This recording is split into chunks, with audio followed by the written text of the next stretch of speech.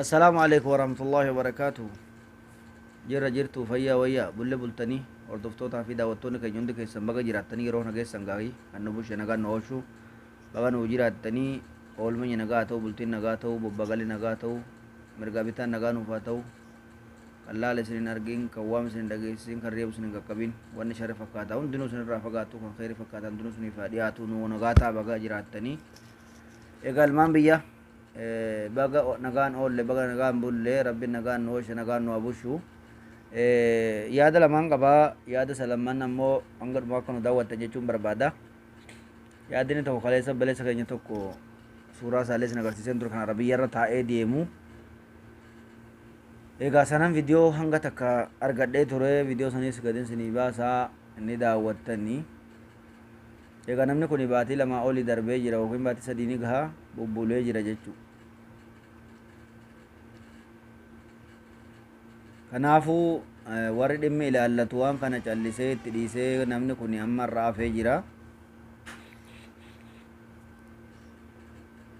ammaas ammoo namni fe'amutti jira namni immoo nagaa qaama nagaa qabuun fe'amutti jira galutti jira gara biyyaa deemutti jira kanaaf ammoo namni akkanaa kun hoggaa akkanatti taa'u naman dhukkubu maaliif namni kun hammaama hoggaa seenu arabiyyaa ofee deemee harkaan faa hammaama qabatee nama sheenee bahee akkanatti jiraatutti jiru kanaafuu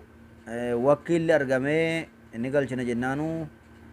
egaa safaaraan nu mallatteessaa jennaan isaanis har'as boruus jedhanii guyyaa qabaa turanii guyyaa itti dheeressaa turanii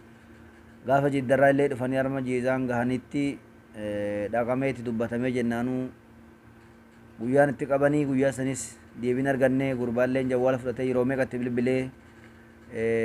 guyyaanumatti qabanii yeroomatti qabanii hojiirra oolchine ilaa ammaati egaa amma yookaan karaan jiraatota akka galuu godhu karaa malaa saniin wakiila itti kennanii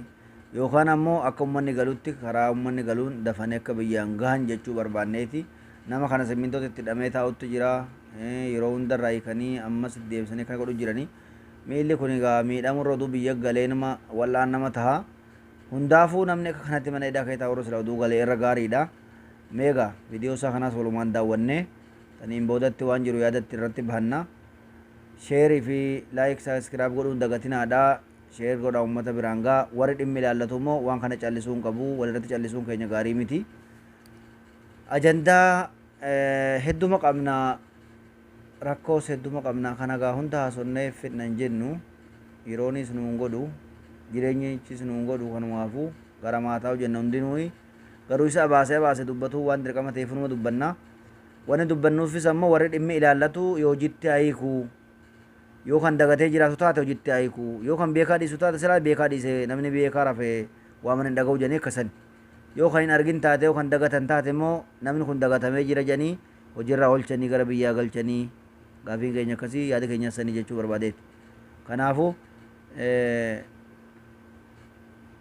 rakkoo nama akkanaa miidhamaa kana kaasa waggaa dhiifnee bira dabarree hidhama keessatti taa'ee inni akkanatti rakkataati immoo namni bira yaa'ee galee ni taa'es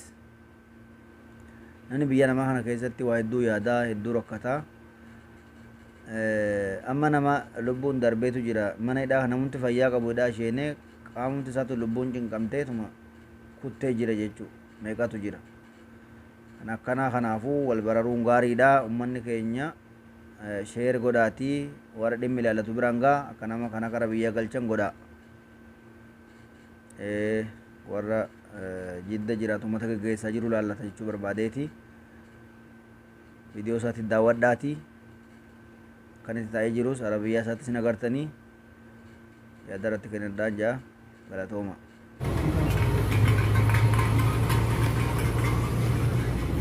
Anu amma haddate talte mutuwaa sirra sitti toleera maal godhaa gizee ture malee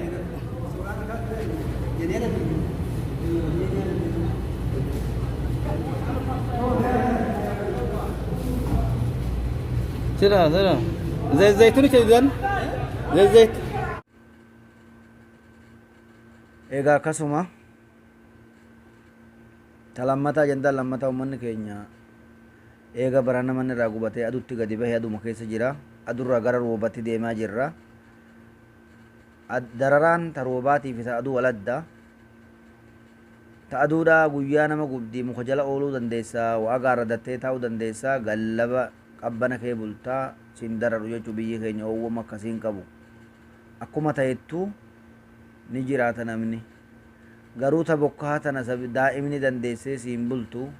yoo hanga eewni rifatti ganni akkatti hanguuf akkatti roobu namoonni beeka kanaafuu daa'imni alatti bokkeenya dha'uuf deema jaarsa gandaa jaarsa buulessa jaartii haadha teenya buuletti bokkeenya dha'uuf deema oromoon bal'aanis warri dandeettiitti qabu warri waan kanarraa wal kakaasuu danda'u ulamaa'iin khutbaa gootan bakka hundarraa oromiyaa keessaa biyya alarraa biyya adda addaa jirtan uummata oromoo walloo kan rakkoo kana keessa kufe barana walumaan agarree kan gargaartanis galatooma gargaarsa dabarsataniif galatooma kan amma gargaartanii fi galanni keessan bilisummaa ta'u umriin keessan dheeraa ta'u garuu kan gargaarame amma dura qoonqoo haa nyaataniiti mee hanga tokko midhaanis jalaa gubatee jira meeshaan jalaa gubateera qullaa gadi ba'an jechuudhaan gargaarame egaa amma immoo ummanni sun akkuma sanitti muka san jala jira waan nyaataa jiraniif waan dhugaa jiranis argaa jirra hanga tokko tokko suuraa tokko tokko warri bira gahee nu garsiisaa jira jechuu obboleessi keenya tokko kan maqaan isaa kara deemaa jiru feesbuuk irratti maqaa biraallee ni qaba hedduu haa galatoomu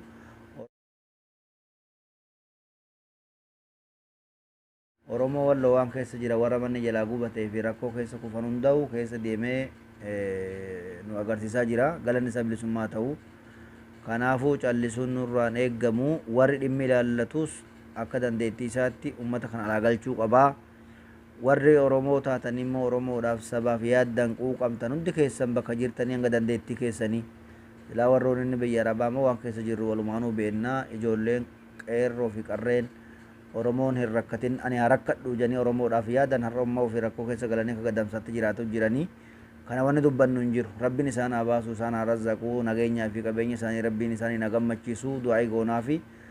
rabbiin nasrii nuuf haa kennu gammachuu nuuf haa kennu wal ta'umsa biyya hundaa rabbiin nuuf haa kennu biyyi hundi nu haa jaalattu biyyoon nu haa jaalattu qilleensi deemu hundi nu haa jaalattu kabaja rabbi nutti haa kennu warra kabaja argatu rabbi nu haa godhu bakka hundattu warra maqaamii fi maqaa gaarii argatu rabbi nu haa godhu egaa kanatti aansuudhaan ulamaa'iinis bakka jirtanii ka biyya alaa jirtanis ka biyya keessa jirtanis ummata kana yeroo hunda akka yaaddattan ofii mana owwaa keessa rafnee ummanni keenya waggaa bakkeenya dhufe alla gaar akka rafuus yaaddanne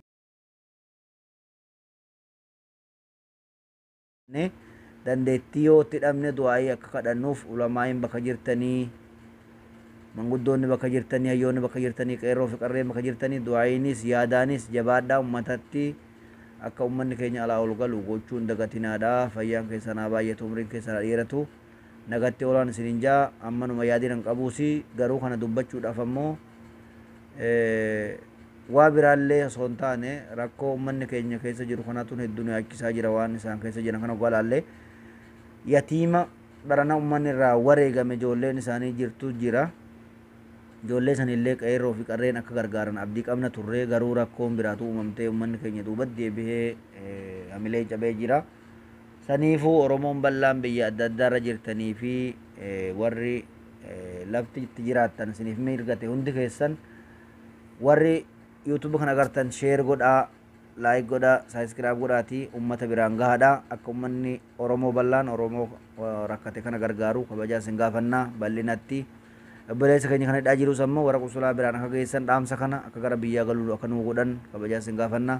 dhaamsa kii kana lammanii fayyaataa jiraadhaa oolmaa gaarii jenna rabbi nagaa isin haa godhu waan jibbitan hunda rabbi isin irraa fageessu waan jaalattanii fi toltii isiniif taatu hunda rabbi isiniif haa dhiyeessu arrabni keessan arraba gaarii haa ta'u adeemsa keessan khayrii haa ta'u babbagalli keessan nagaa ta'u salaamu alaikum warahmatullahi wabarakaatuh